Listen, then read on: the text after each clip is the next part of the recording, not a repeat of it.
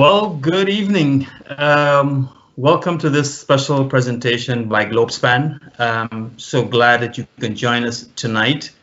Beautiful Monday evening. It feels like a Sunday evening or a Thursday evening. Every day seems like a Sunday these days, right? Because we're home and we're doing things that we usually would not do during these times. It's the lockdown, and we have nothing else to do but to get to work, do some homework, do some housework, do some work, and as much as we can to keep ourselves safe, healthy, and productive during these times. Today's topic, and I want to give special thanks to Nohar Singh and his team at Globespan for, even though there is a lockdown, Globespan has consistently maintained its shows on Mondays and Wednesdays and other days to keep you informed, to keep you posted, to keep you updated on what's happening in Guyana politically, in terms of the economics, in terms of other issues that is pertinent. Tonight we're talking about something very, very, very important. We're talking about business and some of the challenges and opportunities that can be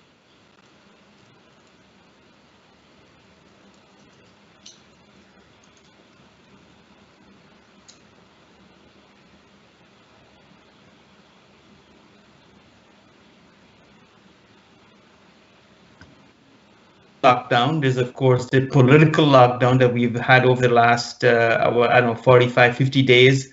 And it seems like that might go another 50 days too. And only GCOM knows, I guess, as they say, right?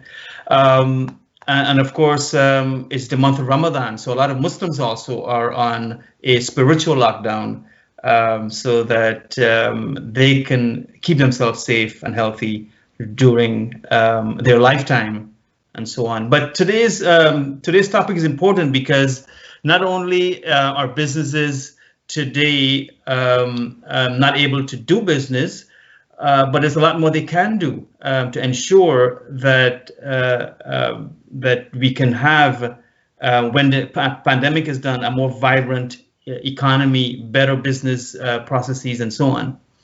But talking about these things tonight would be my guests and my co-host, Dr. Vishnu Doerga, and our good sister, Lyndell Danzie Black. And we have Ramesh Persaud from IPED. So I'll ask them all to introduce themselves and to tell you a bit about what they do and the organization that they manage and what kind of impact that they're making at this time of the year. Why don't we give the lady first, for sure? Why do you always send the ladies first?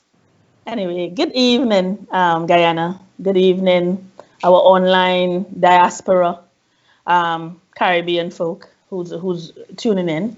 My name is Lyndell Danzie Black, and I am the managing director for Cerulean Inc. Cerulean is a corporate training and business consulting company. We are based in Guyana, and we've been here since 2012. Additionally, I am also the vice president of the Women's Chamber of Commerce and Industry, newly launched last year in Guyana. And we are asking quite a few of our lady entrepreneurs to join us on this journey. Awesome. Ramesh?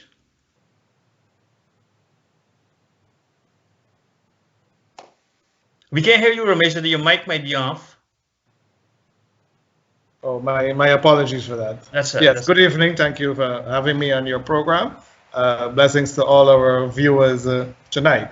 Ramesh Persaud, I'm the CEO for the Institute of Private Enterprise Development Limited, a microfinance, small business financing entity that has been serving Guyana now for 34 years. It is our mission to provide finance and advisory services to micro and small businesses, businesses in what we determine to be the informal sector. IPED has been disbursing loans all across Guyana for 34 years now. So our goal is really to continue to do that. Well, I wear many hats, which I don't intend to go into tonight, but that's to my hat that I had iPad. All right. And Vishnu, you can. Thank you. Good night to all the viewers as well.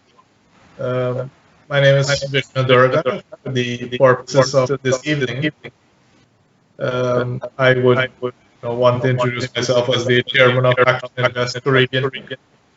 Have held many other roles as well in the Chamber of Commerce, as past president of the Georgetown Chamber of Commerce, as past chair of the Bureau of Standards, current chair of Go Invest, which I think are some relevant roles for the discussion this evening as we seek to understand what's currently happening in our economic climate and what some of the challenges are and what some of the solutions can also be.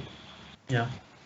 Well, great, Vishnu. And if I didn't, my name is S.Nausrudeen, and I'll be one of your hosts tonight, along with Vishnu, and we'll try to get as much out of Ramesh and Denzel as much as possible, Lyndell as much as possible. I am a marketing consultant. I've been doing this for quite a while. I came out of advertising. I went into marketing. And recently, I was very involved in managing one of the bright new political parties that emerged to contest the 2020 elections. And of course, we tackled issues that affected primarily business and the economy. So I think the business and economy is definitely something that's worrying at this time of Guyana's development.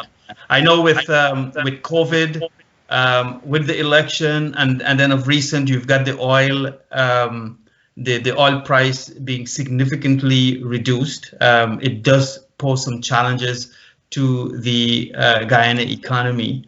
What are your thoughts on these activities and how it's affecting business? I know while we're focusing a lot on COVID itself and the requirements that are required by business to close and to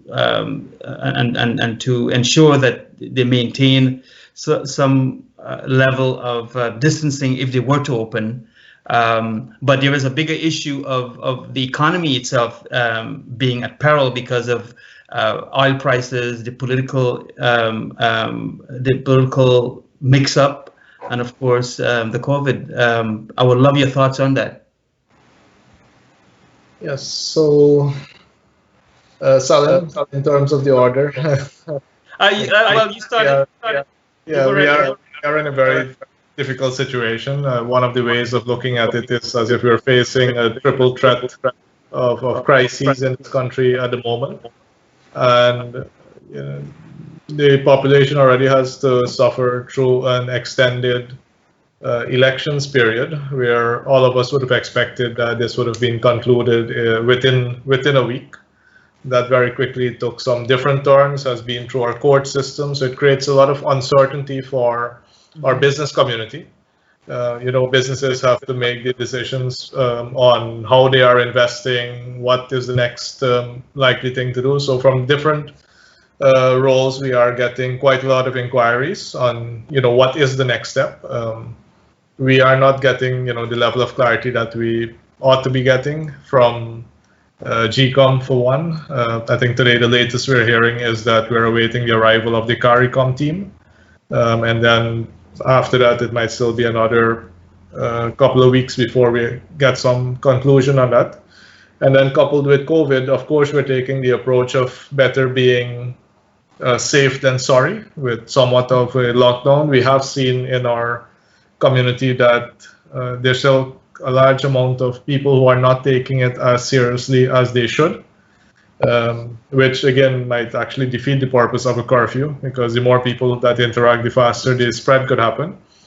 What I would have been looking for is methods of now getting to some amount of normalcy. We're seeing many countries are extending their curfew by about 2 weeks, but they are releasing different areas, different segments of their economy to start functioning once they can do that in a safe manner. So that is something that we will need to have in place pretty soon in Guyana, because many of our businesses are small businesses, and I know Ramesh is going to touch on that in further detail, but many of these small businesses don't have a significant amount of cash flow that they can actually sit on to take them through this period.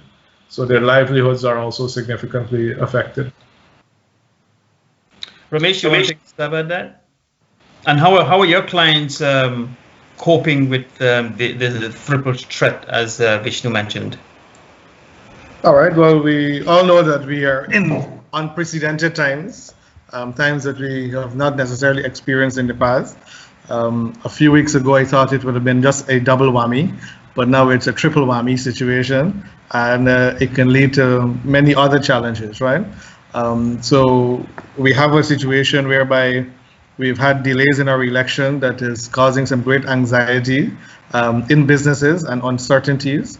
That process of political uncertainty, we know we have an incomplete election, which should be completed, I would hope, within a month or two at least. It's not the kind of completion you will desire, but I can tell you from the business community, those of us who trade internationally, my friends who trade internationally, who have to acquire materials internationally, supplies and so forth for their manufacturing businesses, would have reported to me that their suppliers are extremely concerned about the situation in Guyana. That situation is impacting in our credit rating, in the sense that companies are worried about whether they should extend credit to businesses. It's not nothing to do with government. So large businesses who buy things from different parts of the world, their partners are really worried about where we're heading politically. I think the situation for COVID is not unknown to anybody out throughout the world. Every country is facing their own difficulty, their own challenges. That in itself will cause greater stress in Guyana, because we will see the global economy is under stress, the regional economy is under stress, and the Guyana economy will not be insulated.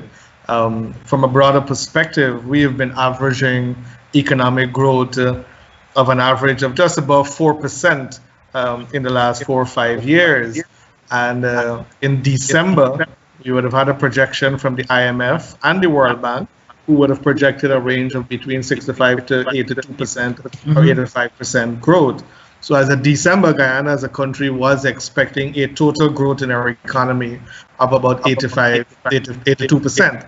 Now, at the end of March, in the last report that came out from the World Bank and the IMF, we're now expecting a 51%. Now, for those of us who understand the economic number, that's a drop of 30-something%. Now, we know that this big growth of 50-something% that is still expected is expected to come from a brand new sector that Guyana never had, and that has tremendous amount of potential to grow the country as a sector. But to move from a projection of Guyana's economy being 80-something% to having a growth in this, what I should say, this is one of the unusual years of economic measurement because of the introduction of the new industry, to coming down to 50, that is also an indicator of the big impact that we're talking about. And to put that into dollar value, for example, that's 1/3, that's almost $1 billion loss in the economy that would have been calculated for. That's 200 billion Guyana dollars. That's a lot of money, all right? That is approximately 6 banks DIH in terms of income, and about 7 DDL in terms of sizes of income that you're losing there, all right? Just to put that into perspective. So our economy will be under tremendous stress because of the political uncertainties, the loss of credibility that we as citizens are getting across the world from our trading partners. And we're talking individually here, not as a country as a whole. And then COVID is compounding the problem here. From where I sit, we've been in contact with our clients. So we've got a fairly diversified business in the sense that we've got clients diversified throughout the country. We've got clients diversified in multiple economic sectors. The agricultural sector, which makes up about 50% of IPED's portfolio, is doing well because we've seen rice doing well, other crops doing well, livestock and so forth doing well. Once those farmers are allowed to move around and they practice social distancing and so forth, I believe our food production is somewhat intact and will be maintained. So that's good news. We've had a first crop for the rice being a bumper crop. So that seems to be going good. There's expectation that the weather persists and we will have a good second crop. We've not had any major report for diseases and other things that usually affect the rice crop. Unfortunately, we've not had bad weather, or fortunately, we've not had bad weather that are affecting the agriculture. So that seems to be going fine. The only agriculture sector that is going to be affected, well, sugar has been affected, not because of COVID or anything, but we know there's other challenges surrounding that. The other sectors that we've been working with at IPA, the other 50%, 30% of that 50%, 30 out of the 50, if you look at that, are like in the trading, vending, retail, wholesale, distribution kind of businesses. So when we made calls to that sector, about 40 to 50% of those clients are significantly affected. Some of them with sales declining from 50% to 100%. Right? So we have a lot of small farmers, so not farmers, vending operation, a lot of small service providers that can't function anymore because of the lockdown, because we have a decent number of people in snackets and restaurants, personal care environment, even small block making kinds of thing. Not much of that is taking place. So those clients are tremendously affected. What we have found in our portfolio that the people that have been mostly affected are the micro clients, the clients who earn on a day-to-day basis, weekly income, daily income, and so forth. So as Vishnu was saying, that these are not the people with any savings or any nest egg or whatever you want to refer to it as. So they have been tremendously hit. So what we have been doing to respond to them, we have been very tolerable in accepting late payments. We've waived all our late fees. I want to get to the penalty fees, which I can explain to you in more detail later if you wish. But maybe I can do that now. Lots of the Ramesh, I want to get back to you on measures that you'll be taking specifically with your clients as a segment by itself. But I want to get Lyndell into the conversation on her take on these pressures that are pounding the economy at the moment.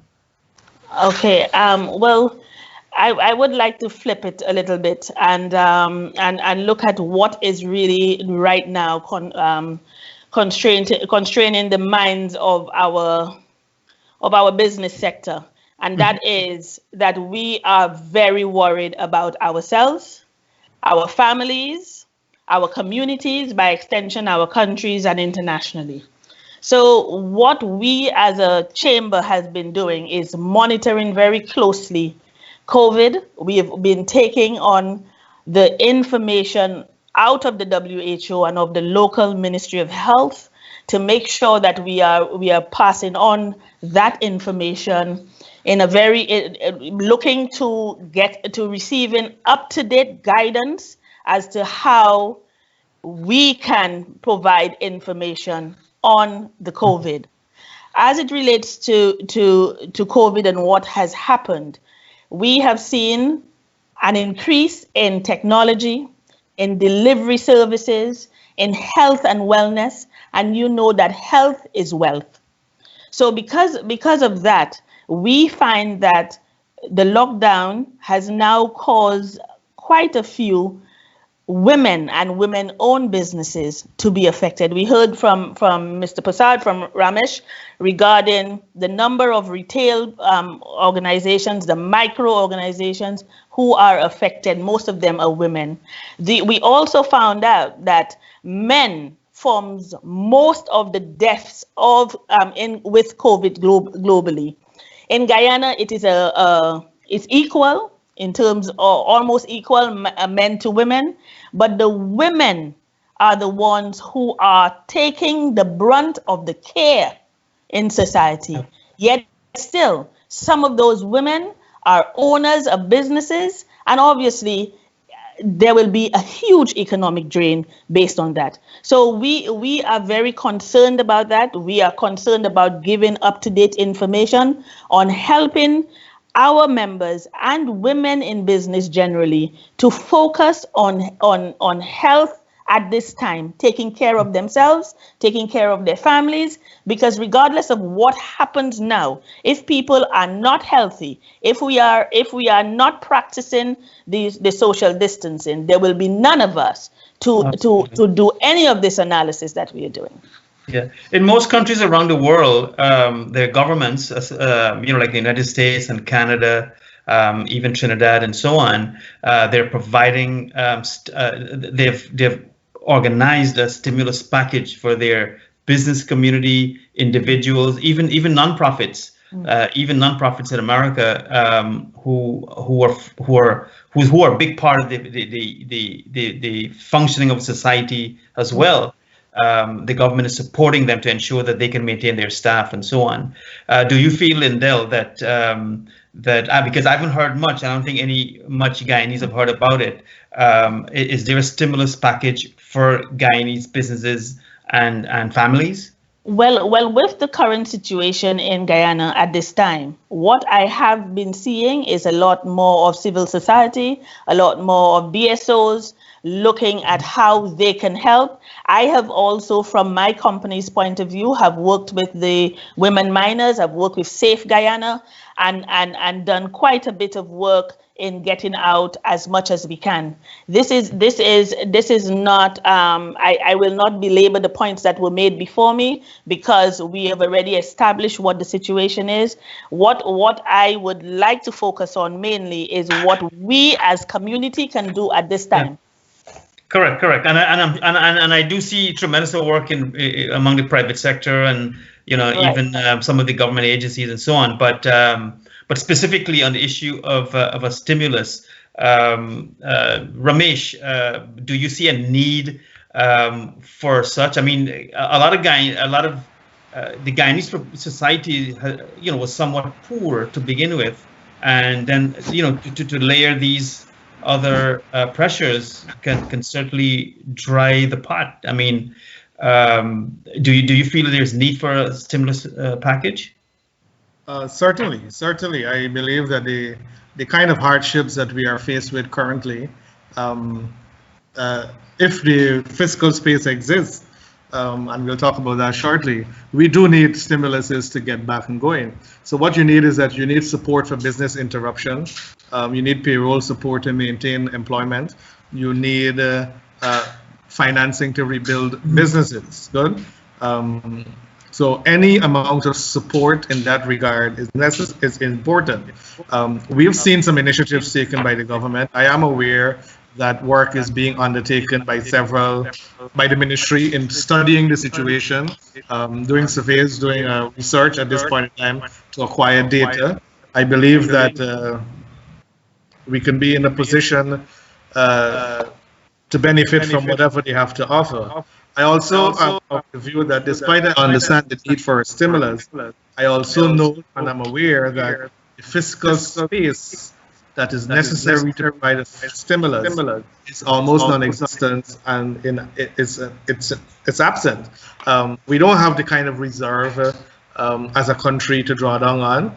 Any stimulus will require a increase in our international loans and financing. I'm not sure whether with the current construct politically whether that's possible. As I mentioned in a previous interview that we don't even have the 2020 budgets approved. So we do know that fiscal stimulation is an important part of growing the economy. The way our economy is structured in the Caribbean and in particular Guyana, issues like monetary policies take a longer time to trickle down and it's somewhat ineffective because things like dropping interest rates by the central banks and so forth don't affect the very broad spectrum as it does in countries like the US and things of that sort. So both monetary stimulus and fiscal stimulus, whilst we would welcome it and happy to have it on board, I understand fully that those are limitations that countries like Guyana is under. Absolutely. And Vishnu, I want to get you in on the discussion on the stimulus. You have a lot of business clients. What are they saying about the stimulus, and what are they expecting if there was a stimulus? Your mic is off. A lot of our clients are also connected to the wider community globally, and they're actually seeing the types of support that is being provided by governments around the world. And some of the key things that they would have wanted to have support for is, especially for the ones paying rent, for example, to keep their locations, to be able to secure their locations, support with wages to keep people employed, because it is very tough for people to not have their employees be able to produce and then still have to pay those wages as well. So across the world, you have many salary-oriented systems, because it also works well for the government, because if people have money in their pocket, they continue spending, the government keeps getting their part on VAT and everything else as well. Waivers and interest, for example, and instead of deferrals, because what we have been receiving right now through the Bank of Guyana directive is deferrals as well, but in many places the interest has also been waived during this period, because this is a period of time that business owners will have to work in the future to repay the losses that they make now, where in many countries these have actually been cushioned. But we also need to be a bit more constructive in if we are to move Guyana forward. And even if I glance across to some of the messages that are going on under the Globespan broadcast, you can see the level of fear that Guyanese have for each other, especially since they've been again pulled into two political buckets, so to speak. Mm-hmm. And as long as people keep fearing each other that way, you can't get the best out of our leadership, out of our population. As long as one party keeps thinking that they have all it takes to run a country as well, you have the other half of the country completely against it, and in some cases even sabotaging the progress as well. And times like these, especially times like these, when our oil income has been cut to nearly nothing, we're dealing with a health crisis, we're dealing with the election crisis, is where people should actually take the bigger picture in mind to understand, okay, how do we get ourselves out of this, or will we allow the hate that they both feel to destroy us even further, and instead of taking months to recover, turn this into a year's worth of recovery process. Great. And to take the conversation further, I think we've defined that there is a definitely a dire financial and economic situation compounded by these issues. Lyndell, in terms of your membership and your clients, apart from the health-related advice that you pass on to them, in terms of the business itself, in terms of how do you maintain your business? What do I do now? What will I be doing after this pandemic? How are you guiding your clients and your members at that financially professional level? Your mic is off.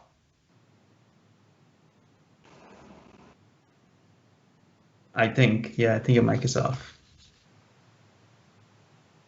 There you go. Oh, you had it on. Now it's off again. It's on. Is it good? I can hear you now. We can hear you. Okay.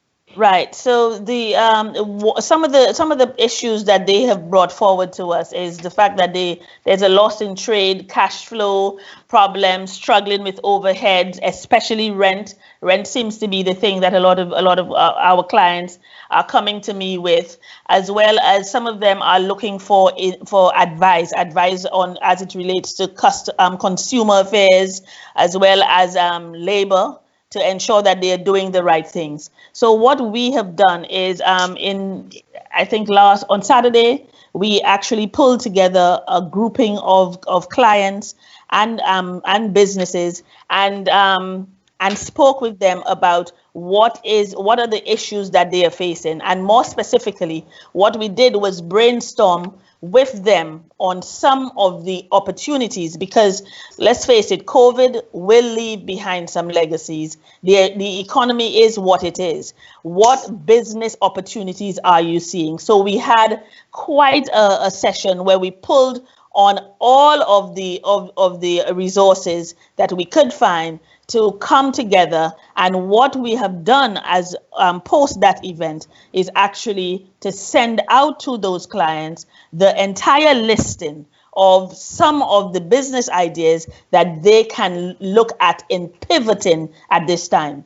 What came out of that is also the need for data and information as it relates to small businesses. Particularly, we have actually sent them out a survey, because in the absence of data, then there's ineffective decision making. So what we've done in that regard is not just give them our solutions, but we basically said to them, we are all sitting at home and thinking of one business idea or another. Your idea might be a solution to someone else. So let's come together and do that. So in all, we had about 45 people turning up, which was a good first. And so we were able to brainstorm on these, and not only just brainstorm, but to follow through on it. And just this afternoon, I sent off the entire listing of what you can do now. Because I think at this time, we can all sit and talk about economically what we can do, but we have to be able to do things in a very concrete manner.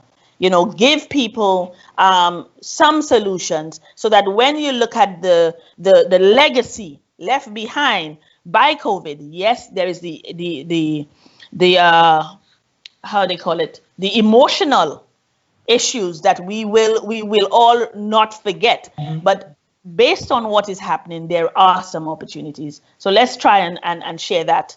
And that's what we have been doing. And what were some of those feedback that you received, or those opportunities that you heard about in those? Well, the opportunities that we heard about were in the areas of delivery, in tech, in health and wellness. People basically thought about, let me just give you one idea. For example, a lady was saying to me, there are so many people who are shut in. So many people who can't go to the market. So what she has decided to do is basically to go out there and do the shopping and take it back in to those people. So the thing is, she's doing the distancing, but when she's going out to do for herself, she's doing for a couple of people. So she gets paid for her transportation. She gets paid. I guess there'll probably be a markup on her doing what it is, but it is still something coming in. Mm-hmm. Good. That's one idea, and collectively, I think we had about 25 ideas. Excellent. Well, I think this is the period when businesses either do what they're doing and die, they adapt and they survive, or that's what we said: collaborate or die. Yeah. They emerge into something new. Ramesh, you deal, and your mic is off, by the way, Ramesh.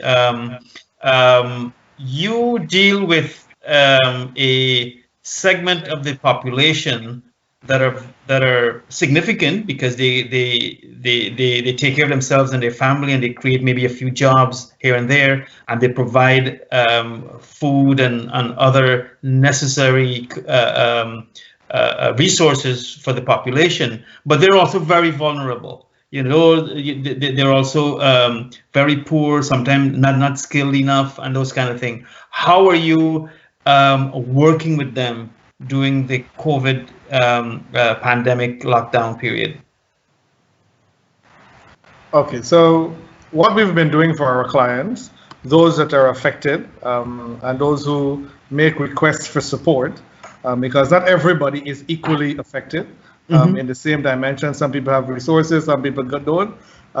So one of the first things we've done, we have removed fees in processing certain activities that require processing by us.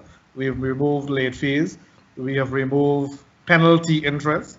We have deferred installments where necessary.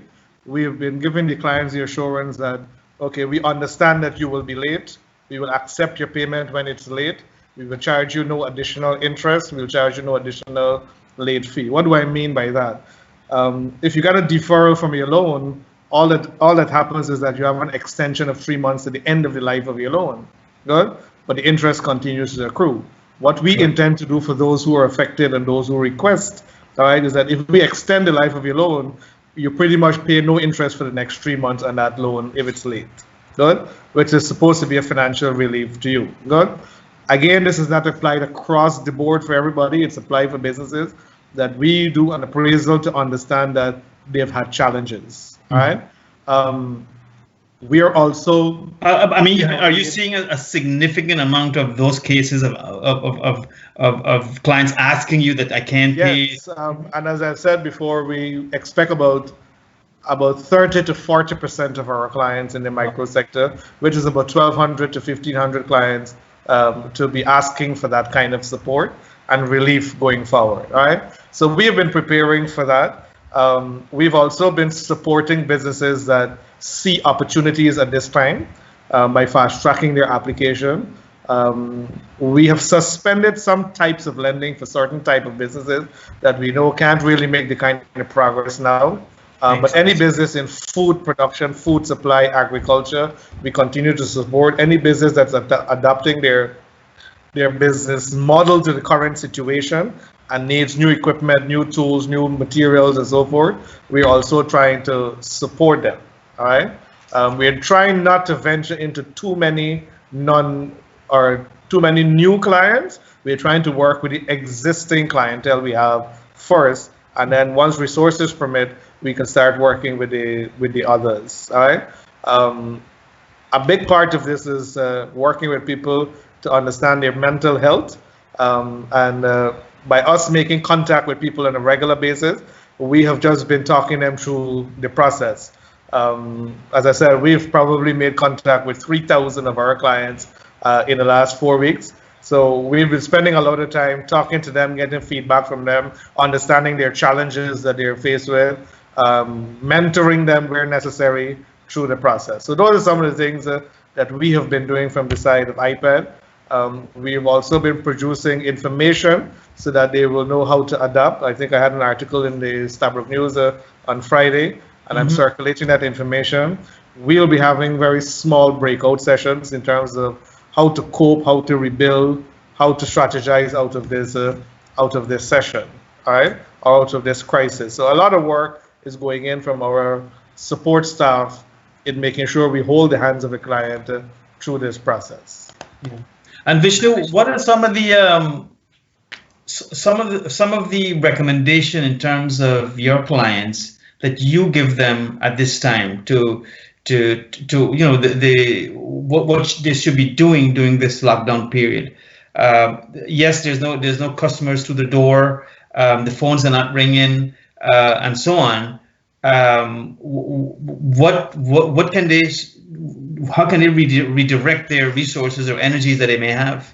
Well, from an organizational perspective, I must note as well that the Georgetown Chamber of Commerce has raised over $7 million in cash and in products as well that the Chamber is going to be providing support to the CDC in order to have it distributed to a wider segment of our population that really needs it at the moment. We've had several members as well having gone on very large drives in order to pull together materials and like food and other important food stuff that people need on a daily basis, cleaning supplies and all of that. So that is ongoing in the background. From a business perspective, our own clients, we have a daily call with them to make sure that we have our fingers on the pulse of exactly what's happening in their businesses. In many cases, have IT-oriented companies collaborating with education-oriented companies to bring schooling to our students right now who are sitting at home with parents who are not professional teachers. And not being in school now for the past month is already causing a lot of stress internally. How will the kids be able to make up that particular amount of lost time? So have some very unique combinations playing out that will allow for the service still to be delivered, but it might continue into the future where this might become one of the new normals. On a wider scale, what we are doing is we're running webinars almost on a daily basis. Some of them are to deal with business knowledge. Some of them are to deal on the mental impact that this crisis is having. So things like self-sabotage, a lot of people have gone into procrastination because of all that negative news coming at them. Throwing up your hands is probably one of the easiest things to do, and sit and wait.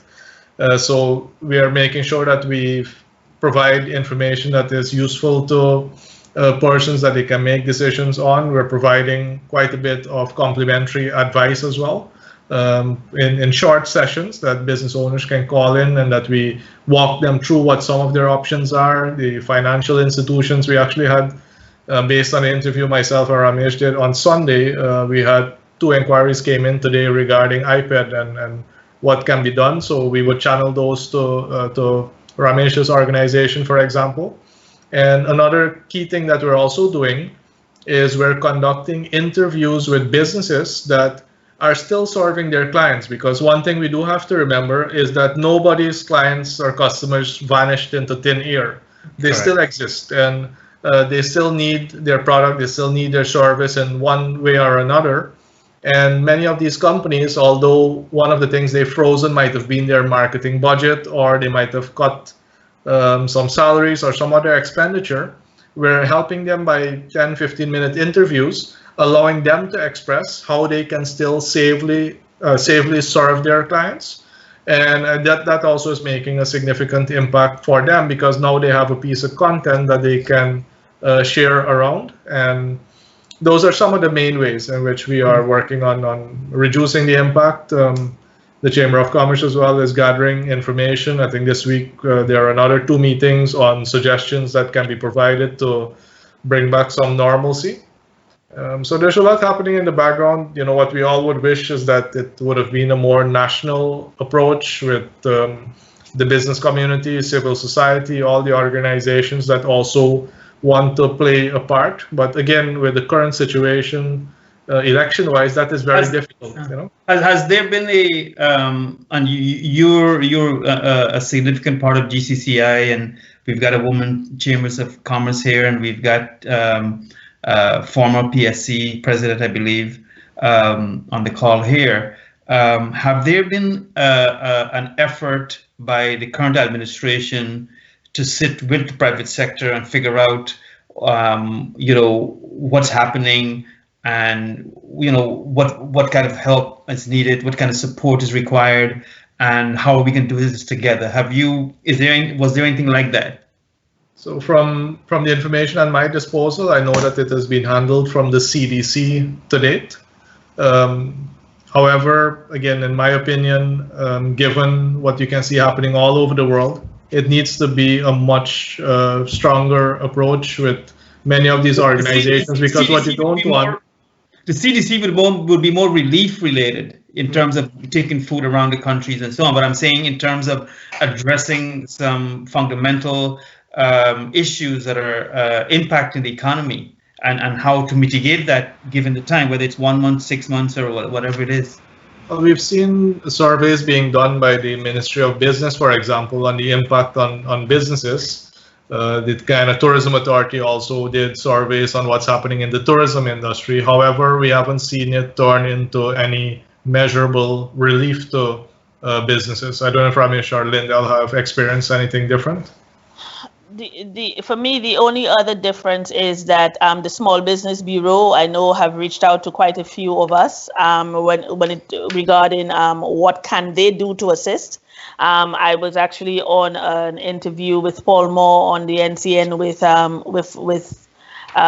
Dr. Porter, and he had explained that they were trying to get small businesses to actually fill up those questionnaires, and that the intention of that is later on for them to prepare and work on programs that will assist small businesses. So that is what actually he said on the interview, and he has been asking us how can he assist. Yeah, and Ramesh, do you see that concerted, strong embrace of government and private sector to tackle the situation? That's a very loaded question there, sir. But I can tell you what we've been doing from the private sector.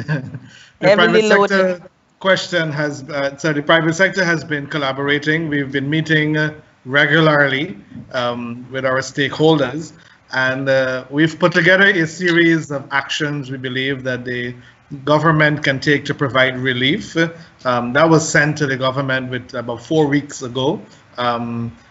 Through the COVID task force and directly through the Ministry of Finance. We've had one meeting with the Ministry of Finance as the Private Sector Commission. I think several others are due to happen, where they initially did some assessments of what are likely. We've seen them attempt to do certain things like extending the tax deadline and providing some relief on when PAYE and VAT is to be submitted and so forth. Those are short-term relief. Welcome measures, but very small in nature to solve this big problem that we have. From where I sit, I would have liked to see a lot more being done, a lot more collaboration. The situation in COVID is being focused on more from a health perspective, and not so much on the economic impact that it is having. We do understand the need for the lockdown, the isolation, and so forth. But there are many businesses who are suffering here, and like many other countries, a corresponding support for those businesses who would have lost income and so forth might have been important at this point in time. Good. So, as you know, most stimulus packages in form of support to businesses, and then the stimulus come with building the economy thereafter. Good. The fact that we are doing surveys and all of that now is an indication that our planning is somewhat way behind. Data, as we know in Guyana, is not easily available. One wants to understand how we are managing, in the sense that if you want to improve something, you measure it. So it begs the question, what have we been improving for the last 50 years if data is such a hard thing to get? Data on unemployment is hard to get. Data on the number of small businesses out there is hard to get. Data on the number of people paying taxes is hard to get. So to quickly formulate policies around that, it requires the data. So we've been having an absence of that. What has been more profound is that crisis of this nature highlights not only your strengths, but it highlights and exposes your weaknesses, both from the national level and individual level. So to answer your question, no, there have not been sufficient enough consultation and collaboration to ensure the kind of policies that we would like to see happening post-lockdown occur. And the policies that we are seeing are not the very large stimulus kind of policies that we would have expected, but the little help in the short term perspective, I can put that. Well, with that, I'll take a quick break. Devin has some answers, and then we'll get back into the conversation. Certainly. Did you know the FBI warned against using public Wi-Fi? And hackers using public Wi-Fi can download viruses and steal all of your private information. Let Globespan help you protect against hackers by providing you with a virtual private network or VPN. Keep all of your data hidden and protected, including sensitive information, documents, bank account numbers, and more.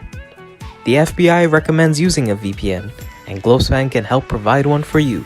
It's very simple and easy to use. Call Globespan today. In Georgetown, call 225-9054. In West Coast, call 269-0141. Or in the United States, call 718-551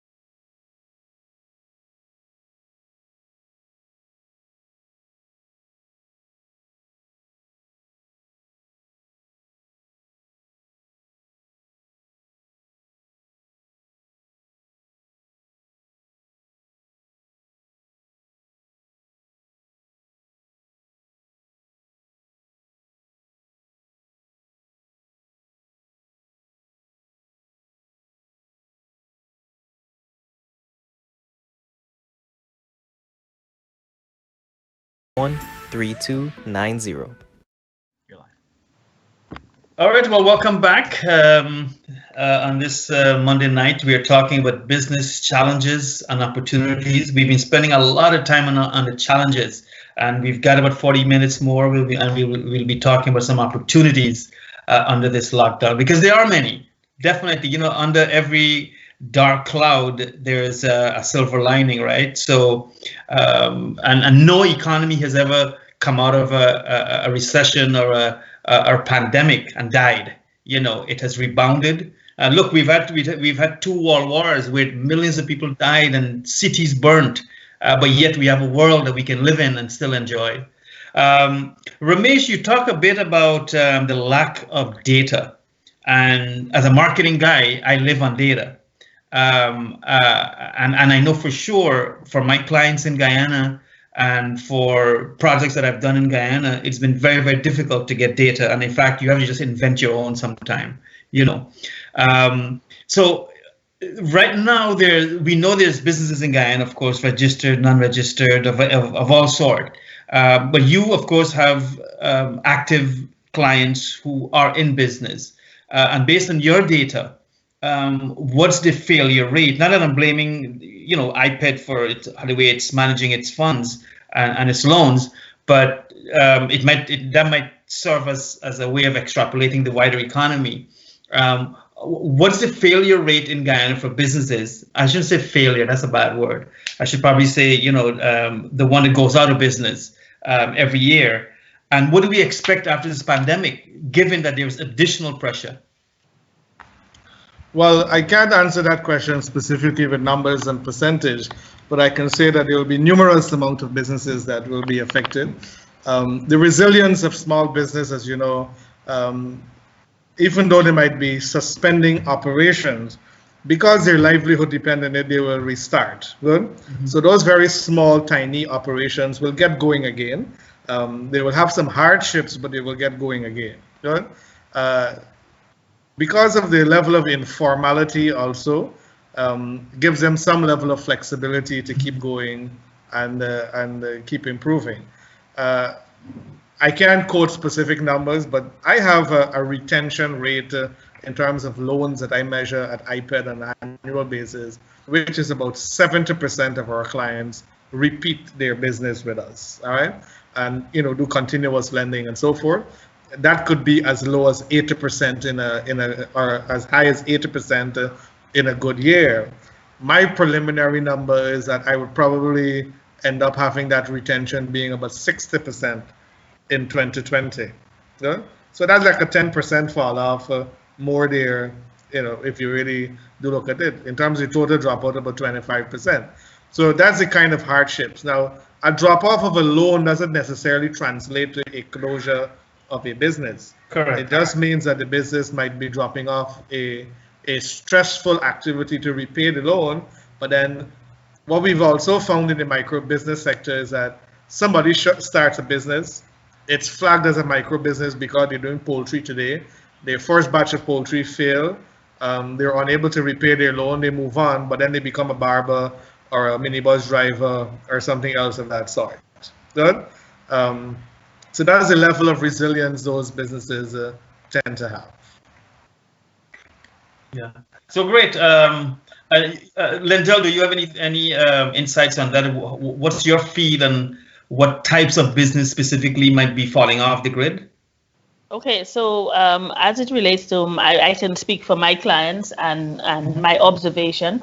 I have realized that a lot of them are quite resilient. They are pivoting on what is happening now and trying to do other things.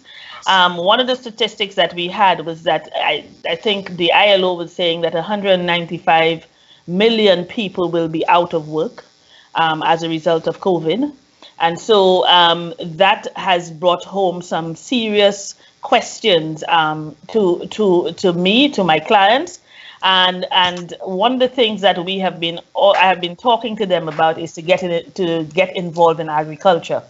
We need to be planting, we need to be sustaining, because this economic situation will affect your very livelihood. And I heard Ramesh spoke about the amount of what was happening in agriculture, and it seems to be a very good, it's been increasing, and that is what we want. What we've been seeing as well, even in asking or in even recommending that to them, I'm getting a number of photos of, kitchen gardens. People are doing all of those things to try to sustain themselves and their families. Because at this time, when there is not as much trade and their doors have to be shut, they have to find ways to sustain their families, which is the most important thing at this time. Moving forward, post-COVID is something that we are very interested in, and my company has actually put out a mentorship program for supervisors that will help businesses, and it is actually free. It helps businesses. We help businesses and supervisors. Post-COVID, how are you going to respond to your management? What are you thinking about? How, are you going back into the company just to start over again? And what therefore is your role now? Because that's changing. So these are the kinds of things that we are working with companies to help them to basically pivot and to plan forward. And most of our clients seem to be doing that. So I can't say from my own recollection there's anyone who has stopped doing business. Mm-hmm. Yeah, and Vishnu, the pandemic brings infection and deaths to the human population, and of course it also brings an infection and would have deaths in the economy itself. Mm-hmm. As Ramesh mentioned, you're going to have maybe 40% of his clients that may either move away or not, take another loan or whatever. From your perspective, what do some of these companies need to look at so that they don't become a casualty of the pandemic? So, based on the numbers that I would have used for my research, there are in excess of 5,000 incorporated companies and in excess of 15,000 legally registered sole proprietorships. From our research so far, the larger companies do have the cash flow to withstand anywhere from 3 to 12 months.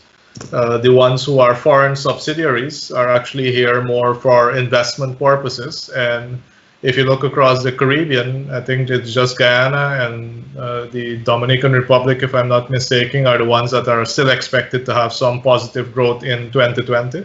So many of these foreign investors are still seeing Guyana as a decent market with some level of opportunity. So they are likely to either stay in a holding pattern until the income that they were looking for becomes present. The smaller businesses, though, we've noticed that they're doing their best to still keep operating in one way or another. So delivery services are now on the rise as well. Some people are just disregarding the need to safeguard their own health, and they're actually just continuing with business as usual, as dangerous as that is. But this is where now people have to, weigh the likelihood of getting infected with putting food on the table for their children. And as I can see from my own observation, sometimes just looking down the road, it seems to not be a very difficult decision for them to actually just throw caution to the wind and operate as if it was normal times. However, what I would recommend to people is to take advantage of the services that organizations like Ramesh and Lyndell and the commercial banks and Small Business Bureau, what they do have, many of these entities are now, you're able to reach them by phone or their social media, cell phones or their social media. And many of these organizations as well are setting aside time to actually have that discussion with you, which under normal circumstances, it's not that easy to get Ramesh on the phone or to make the trip down to South Road. Now you can get them on the cell phone. So I would say make full use of the opportunity to find out what's available, to get the advice that might allow you to see things in your business a bit differently. I would also say that communication with their customers, making sure that they still communicate with their customers to let them know what's happening in the business. Sometimes customers would actually tell you, well, I need X, Y, Z. How is it that you can get that to me? And the customer is actually providing you with a solution of what is needed. Talk to your banker as well. Talk to the rest of your stakeholders, any investors who put money into your business. I think Ramesh made a really good point yesterday. Don't hide from them, right? It makes no sense hiding from your investors and from your financiers, because when things get back to somewhat amount of normalcy, you'll still need them. And if you spoil that relationship now, they may not want to see you when things normalize.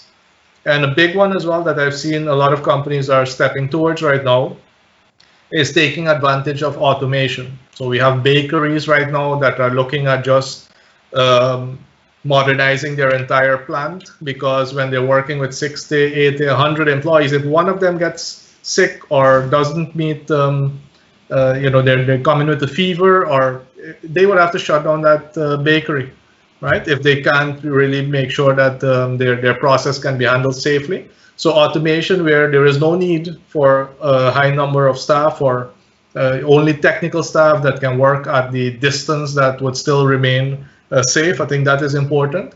And tailoring technology. I've waited for a long time. My business operates completely as normal. However, that is because we've been using video conferencing for a long time.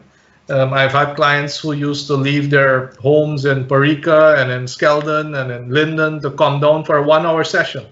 Right? They travel 2-3 hours to get here for an hour, and then they have to travel back, who have finally now adopted technology. And the first session, the second session, now they enjoy it because they no longer lose all this time in traffic.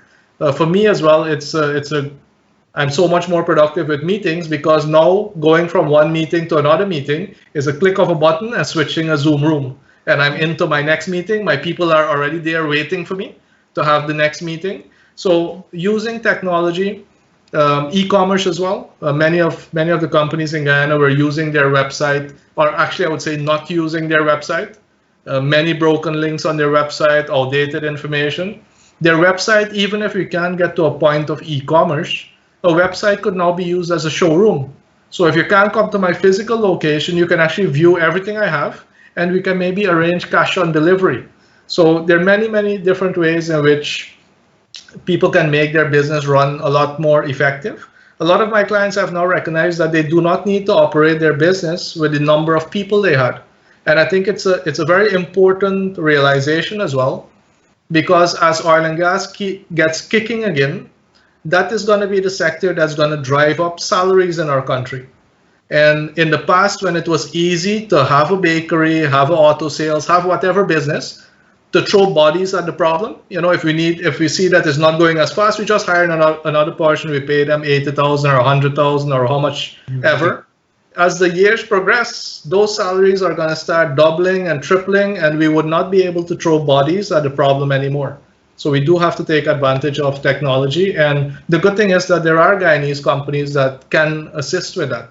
So it would be good to also reach out to a technology company, because as a business owner, the key thing to remember is that you don't know what you don't know.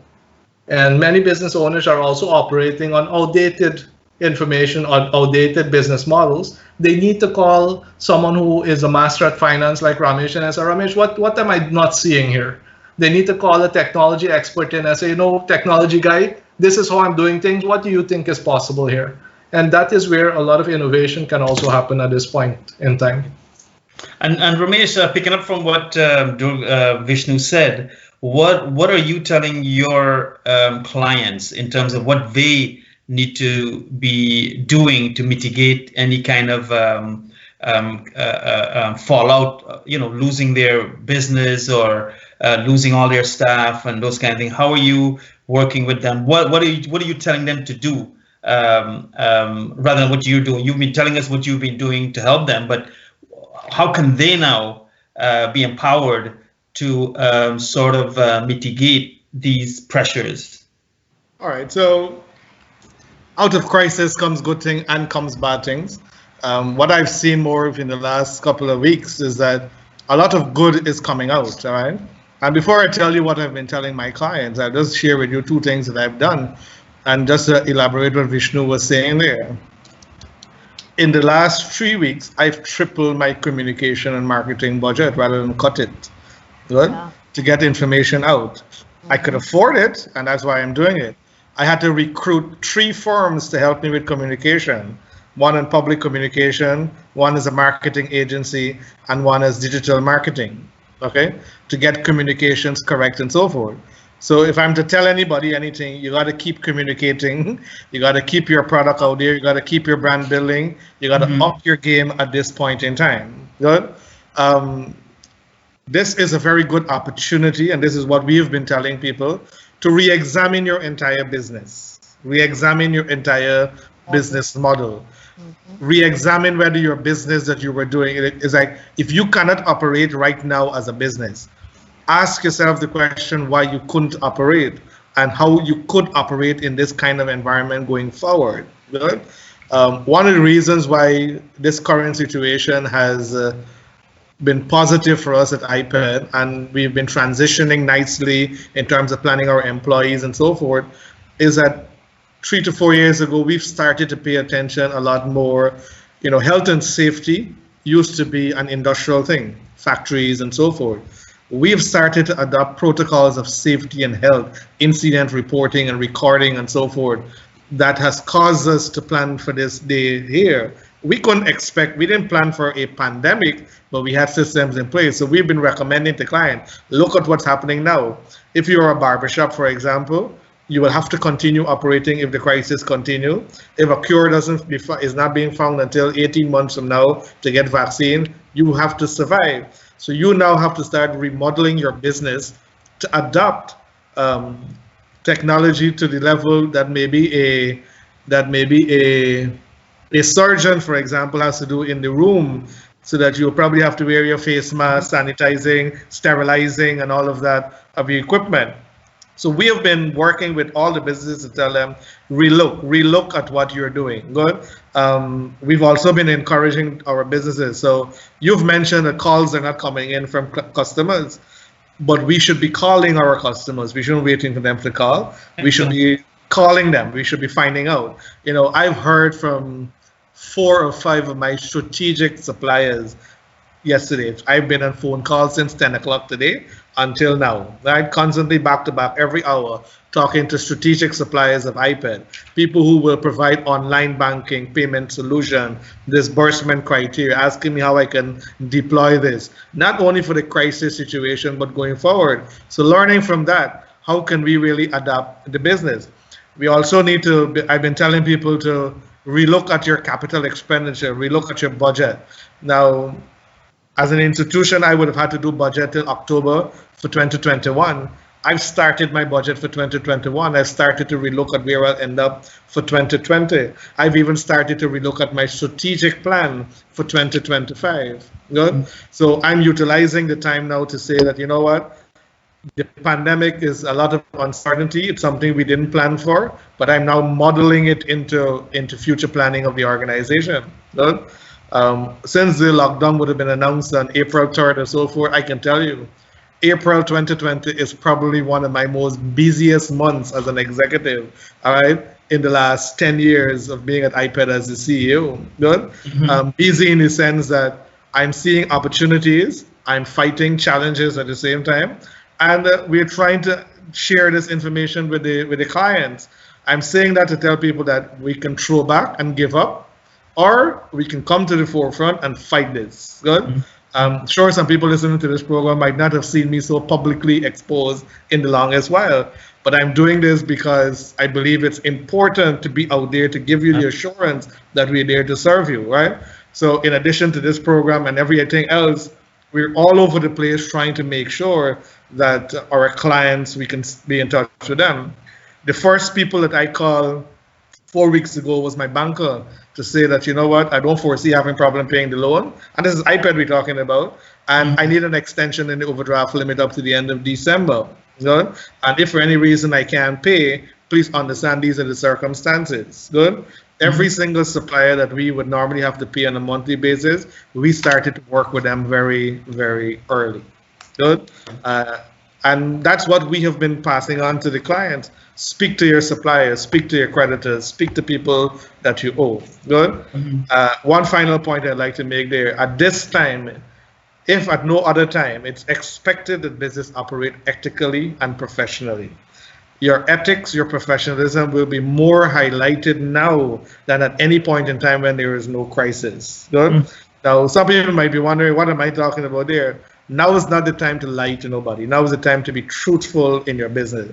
We usually tell clients, if you're not truthful to me at iPad, I can't help you. If you're truthful and say that I need money to make sure I buy an equipment, or we have situations whereby I don't want you to come and lie to me and say I need money to buy a tractor when you want the money for a wedding. If you want the money for a wedding, come and say you want the money for a wedding. I'll find a solution for you.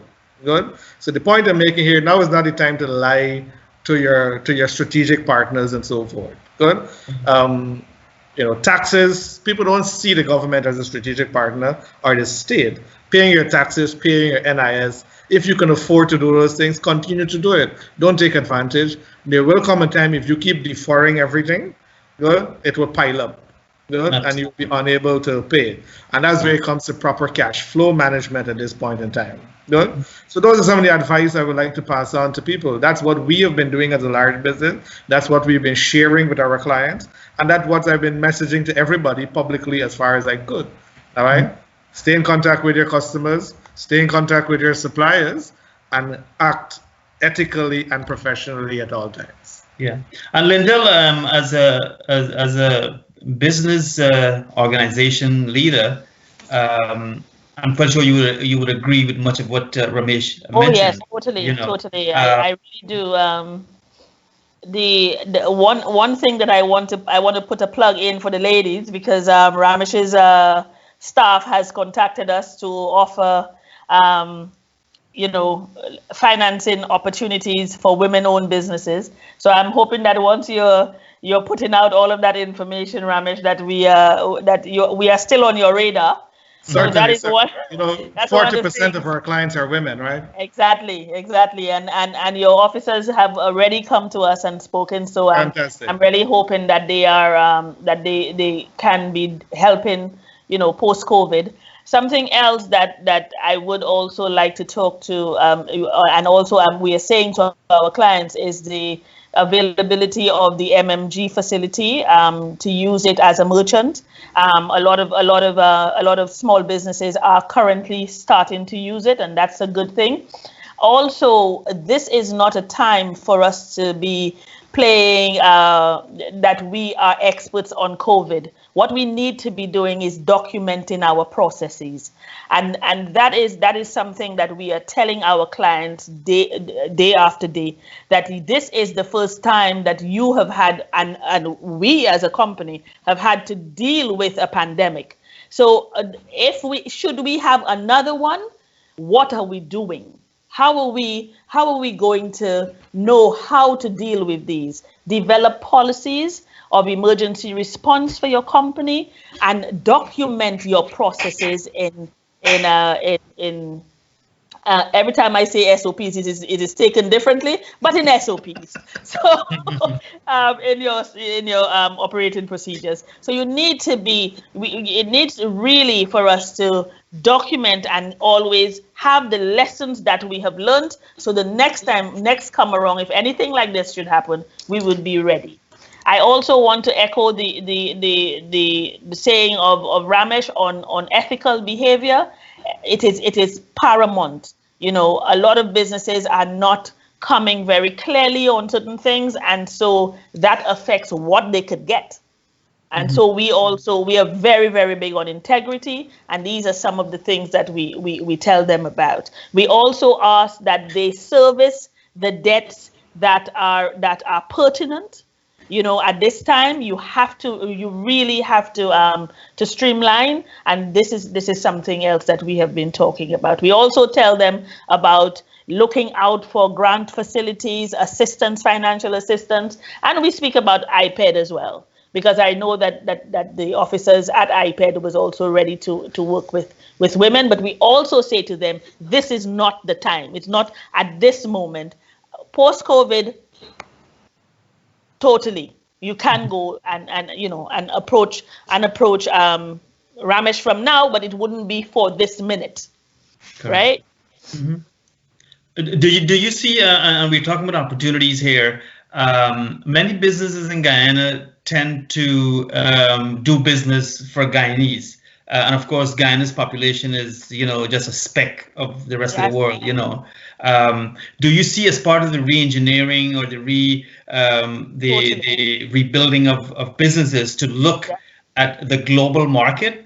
Right. Well, one of the things I don't do is to go back on what folks have said. I heard Vishnu actually alluded to that, where, get online. A lot of our clients have now had to pivot and have had to move from in-person activity to online activity. And once you are going to be online, our advice is always that you meet international standards in your development. More specifically, marketing without product development is dead.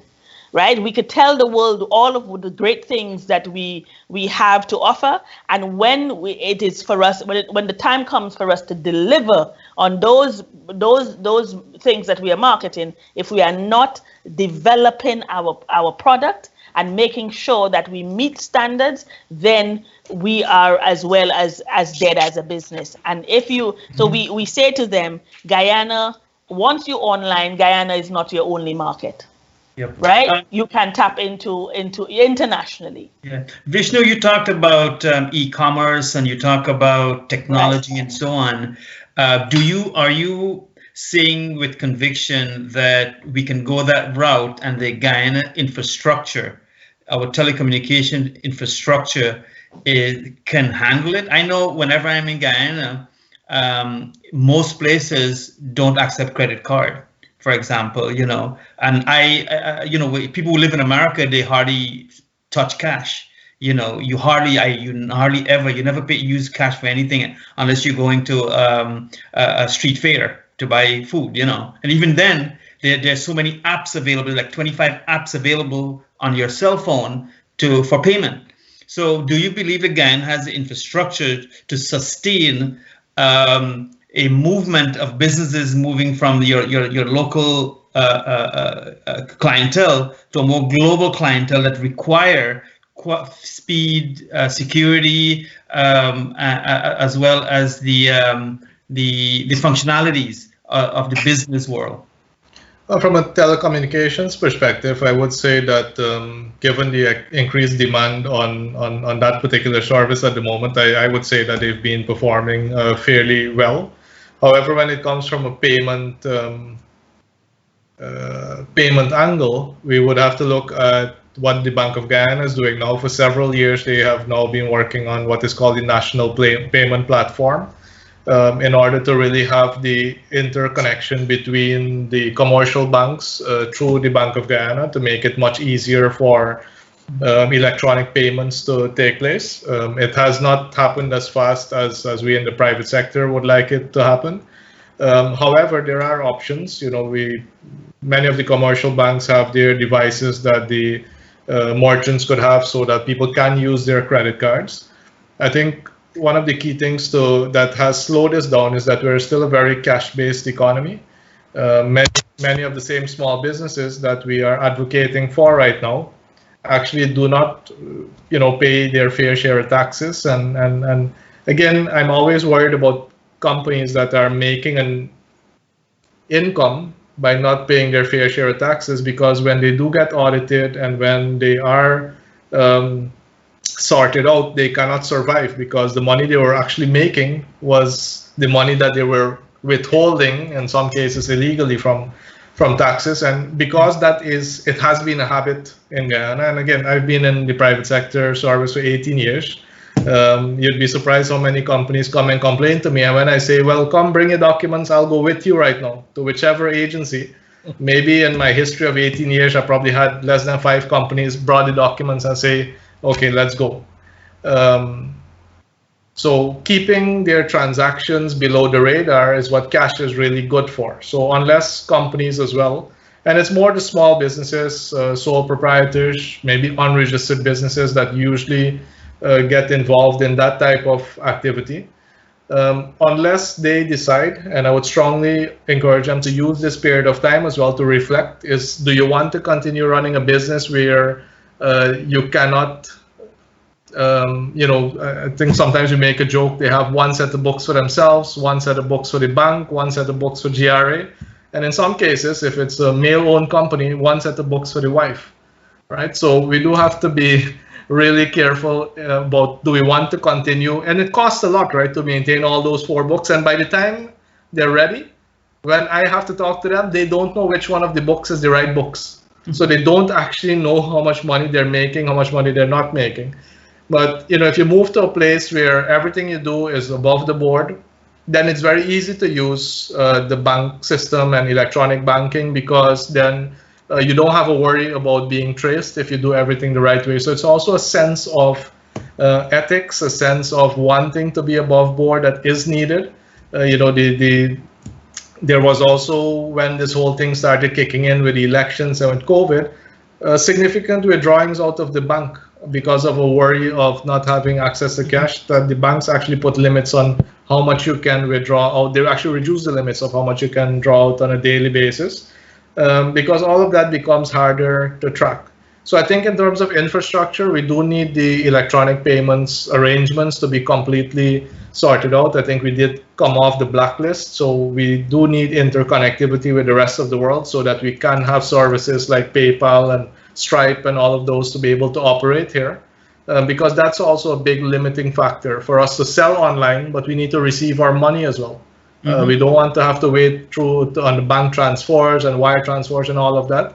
We do need to accelerate that. I'm hoping that Ramesh can add some more to this as well, because this is his financing is his field. So, yes. Ramesh?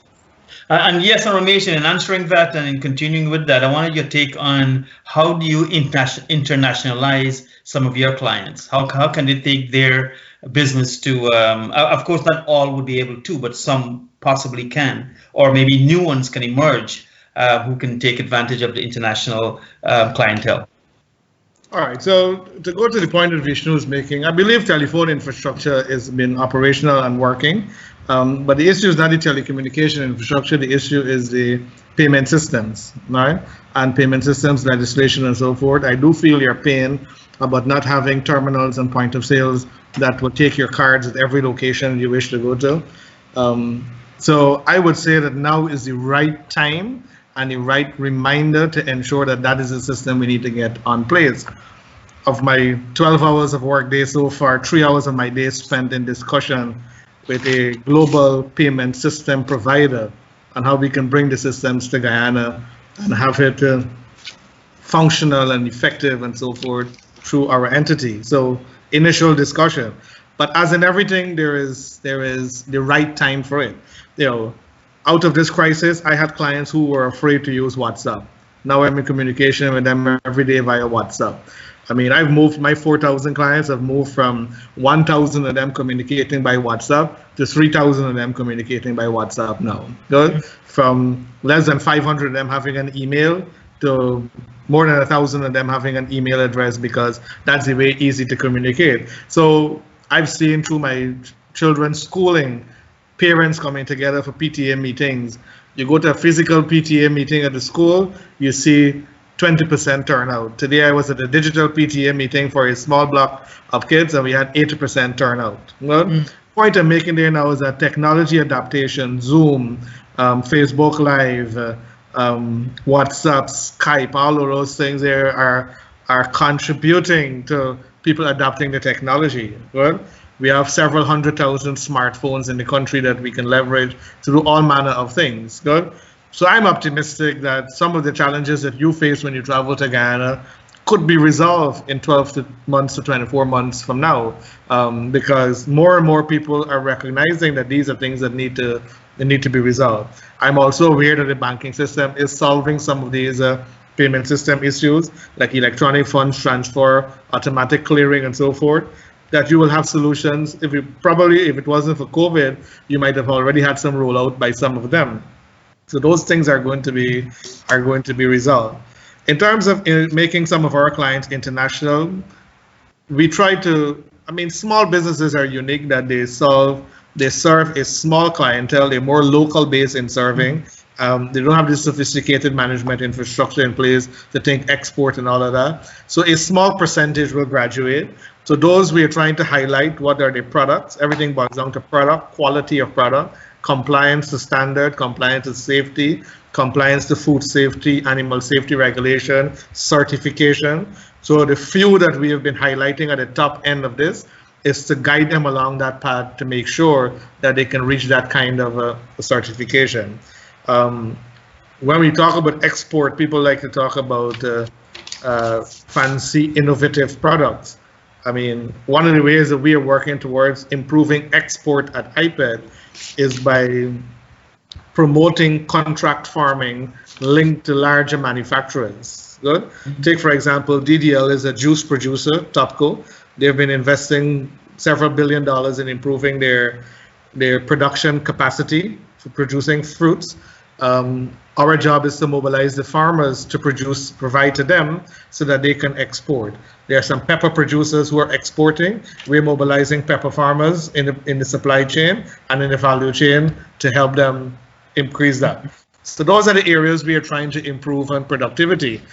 Tourism, which is taking a big hit, we're also trying to work with them to improve their product, the serving, the offering. We see every snack it, every restaurant, every snow cone vendor, every person who sells coconut water as a valuable contributor to the tourism sector in the country. Right? Tourism is deemed to be an export market, even though it might be locally procured, because it's foreign income that is coming into the country. So those are the kinds of ways that we help at IPED by supporting small businesses that will end up as part of that international supply chain at some point. And not everybody can be there, but a small percentage that can scale up and expand, we're there to hold them true. Yeah, so we got about 5 minutes more, and I just wanted to bring Lyndell in, and in fact, all three of you on this. I wanted to ask you, how important is it for businesses, small and large, to be whether local or international or big or whether they're in Georgetown or whether they're in region 10 or 1 or 4, how important is it to be part of a business body like the Private Sector Commission, like the GCCI, like AmCham, like all the Chamber of Commerce? I know there's many Chamber of Commerce. How is it important to be part of these organizations at a time like this? Your mic is off.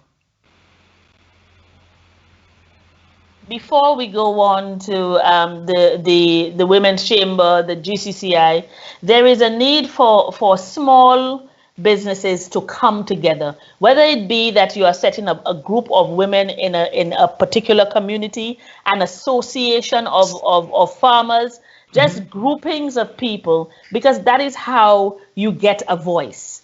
Right, so we can stand here in Georgetown and say that you need to join the BSO, you need to join the Chamber of Commerce, you need to join the Women's Chamber of Commerce. But the issue is the small man who is affected in communities, who may not be able to join these organizations in Georgetown.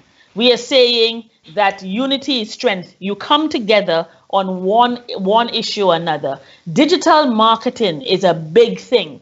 It is and the thing is, in Georgetown, in Guyana alone, I am told that there are almost 300 and something thousand Facebook profiles. What are we doing with those profiles? If you are a farmer, are you selling your produce on those profiles? Are you selling it on or are you on those profiles, chatting with your friends out in Timbuktu or people you don't know. The issue is we have to start using these platforms for sales and for putting our businesses out there. And that is the issue when it comes to small businesses. We can't afford a smartphone. A lot of us are on WhatsApp. A lot of us are on Facebook. Are we using the digital marketing to get out there? So that is for the smaller businesses. As it relates to those businesses in Georgetown that are a little, above micro, getting involved and getting into the Georgetown Chamber of Commerce, the Women's Chamber of Commerce is a must. Because that is where, when we look at the Georgetown Chamber of Commerce, it's 125 or 126 years old, which means that it has been collecting information for a number of years.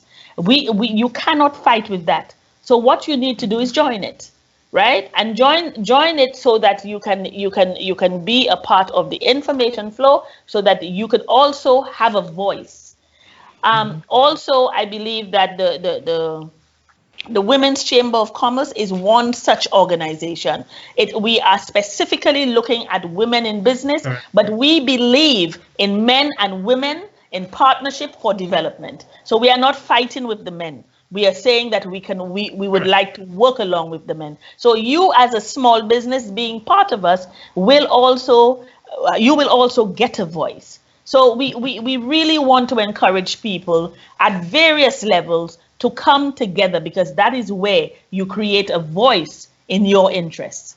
Yeah, and Vishnu, being part of these organizations, what kind of leadership do they provide to businesses, and should they? Are they providing the kind of leadership that they should at this time of the pandemic, and of course, even moving forward? Well, having mentioned that I've been a part of numerous organizations for many years, one of the key things that an organization like the Chamber provides is access to training as well. The Chamber of Commerce still manages the Caribbean Development Bank Fund that looks at agro-processing projects, tourism projects. So this would actually allow smaller businesses especially to be able to benefit from training that they otherwise may not be able to afford themselves. Their chambers spread across the country, and as I can tell you, a chamber is only good as the members that it's made up of. So don't expect the chamber to do fantastic things if the members in the business community don't get on board, volunteer some of their time. And then, I have a friend who always tells me that, we are the cooperative Republic of Guyana that does not cooperate. And as long as we don't start cooperating with each other, sharing resources, sharing ideas, we will always be in a situation where we cannot get the best of what is available. What I would recommend is that, join these organizations. Most of them have memberships of $12,000 per year. That's $1,000 per month, $30 per day.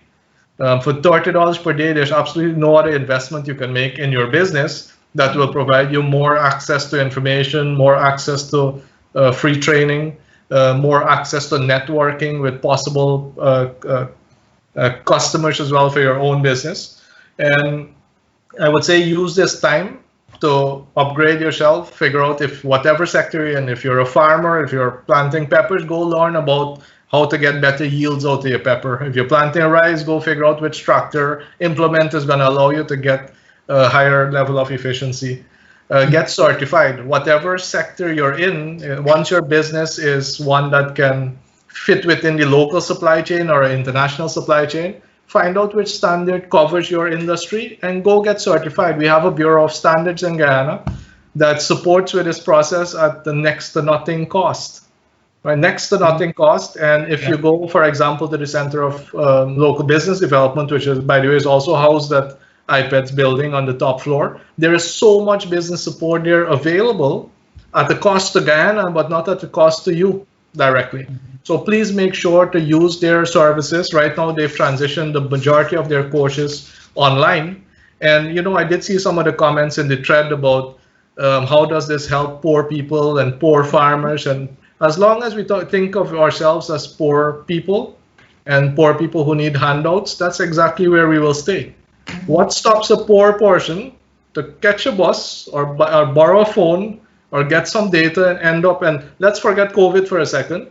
What stops them from ending up at IPED's building or going upstage to CLDB and sit and let somebody help them to explain to them what is possible in their business, give them some training, give them some support, go to the Small Business Bureau. They have grants of, I think, up to 300,000 to get them started.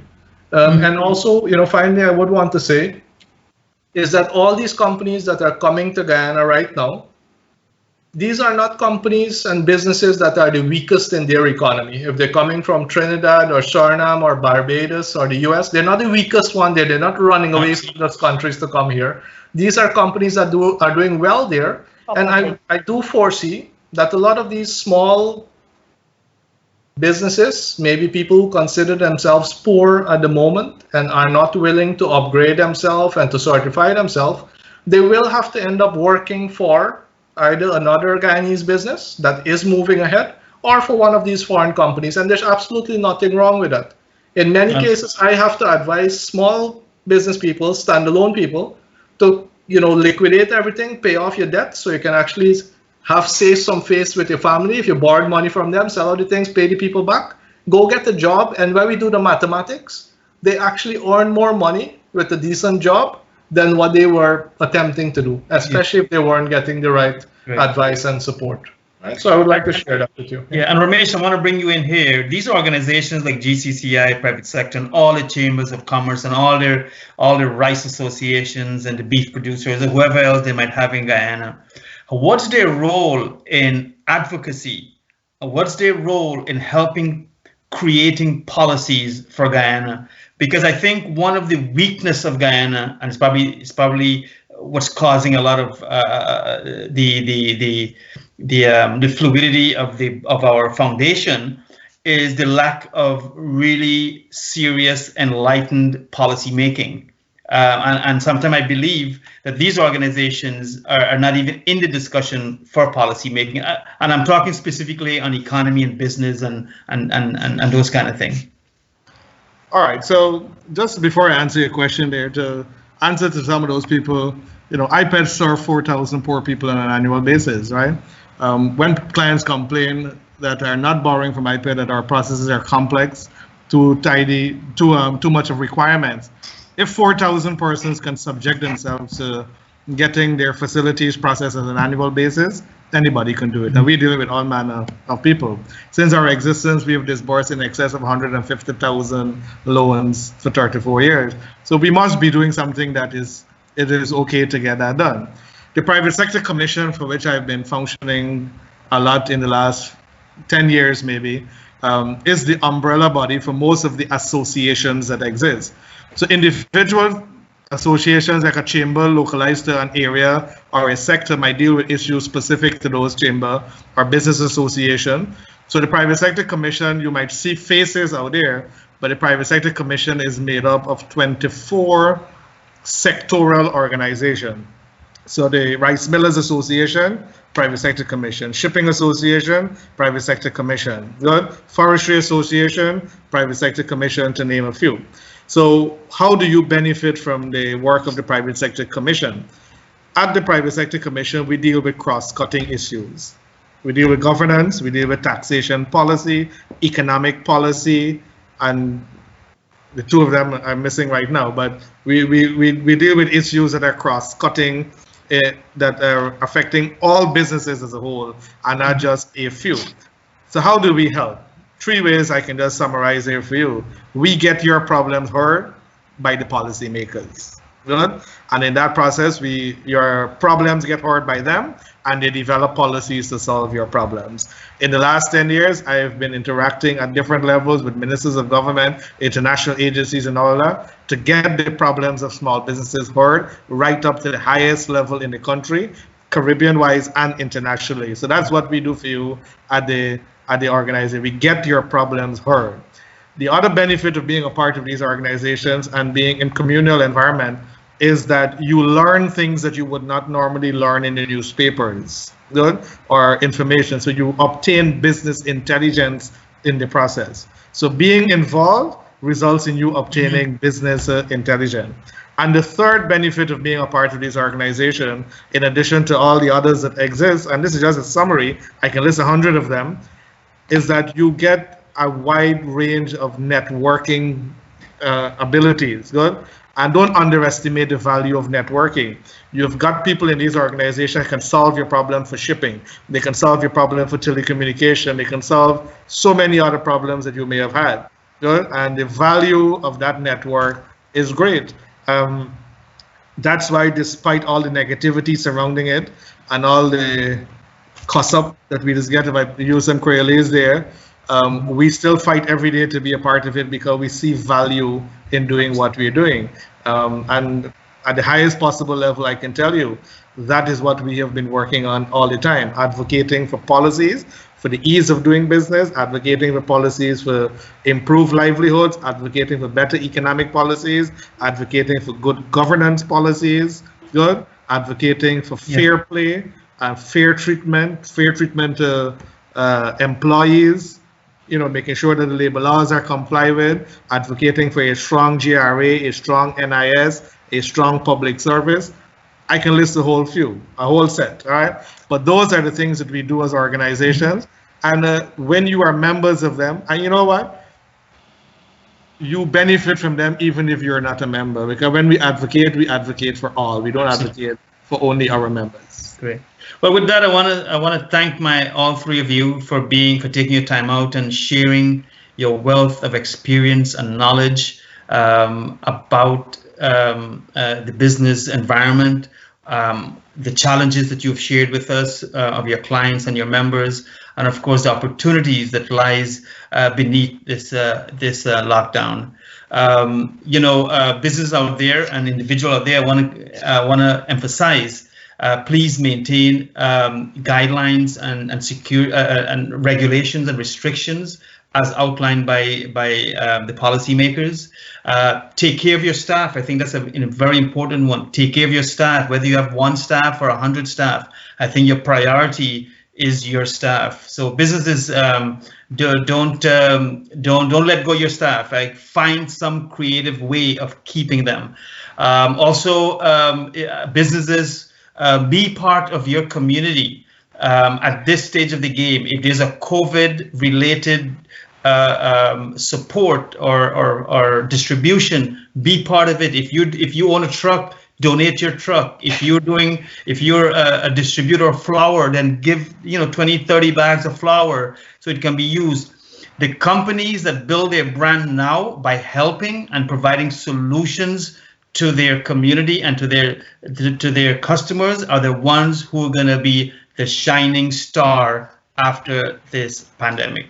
With that, I want to say good night again to all my viewers. I want to say good night to Lyndell, to Ramesh and Vishnu, and good night to Nohar and his team for bringing this show. And we definitely need to be having these conversations more, because politics don't build a nation, economics do. Businesses build a nation. America was not built by politics. America was built by business people. And unless we don't have business people at the table talking business and developing the right policies that are required for upward movement, we're going to be in this for a long time. Our pandemic might never end. So with that, again, good night. God bless you. And for my Muslim brothers, Ramadan Mubarak. Thank you. Good evening, Joe. Good evening.